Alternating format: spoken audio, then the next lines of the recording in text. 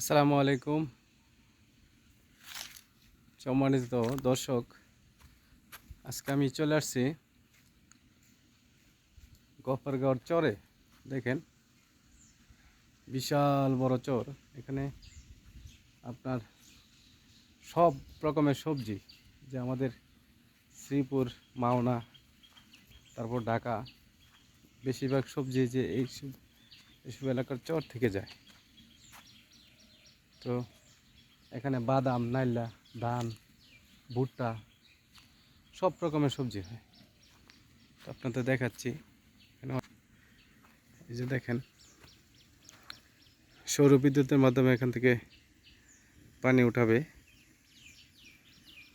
তো সৌর বিদ্যুৎটা আমি আর এরকম আমার চোখের সামনে এত বড় সৌর বিদ্যুতের দেখি নাই। তো আজকে দেখলাম। আর এদিকে হচ্ছে বিশাল এলাকা জুড়ে ধান ক্ষেত, এক প্রান্ত থেকে আরেক প্রান্ত দেখা যায় না, এত বড় চর এটা। তারপর এখানে পাট শাক, এগুলো দেখতেছেন, পাট শাক।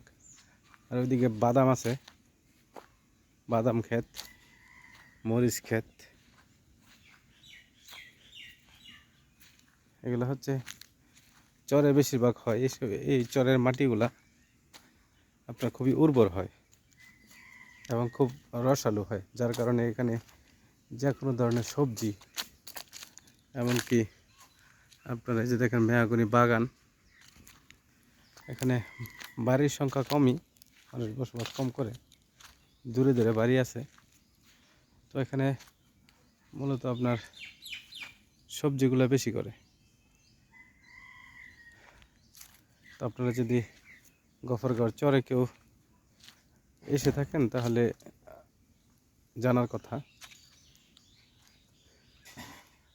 আর হচ্ছে এই চরটা মূলত বিশাল বড়। আমি আরেকবার আসছিলাম,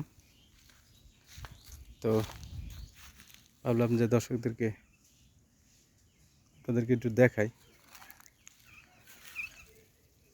বিশাল বড় ভাই। আর এটা হচ্ছে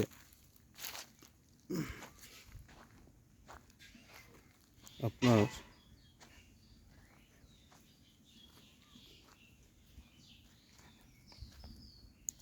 কুমড়া, চাল কুমড়া ক্ষেত। দেখেন, চাল কুমড়া ধরে আছে। আর হচ্ছে যে মরিচ ক্ষেত, মরিচ ধরে আছে, অসংখ্য মরিচ।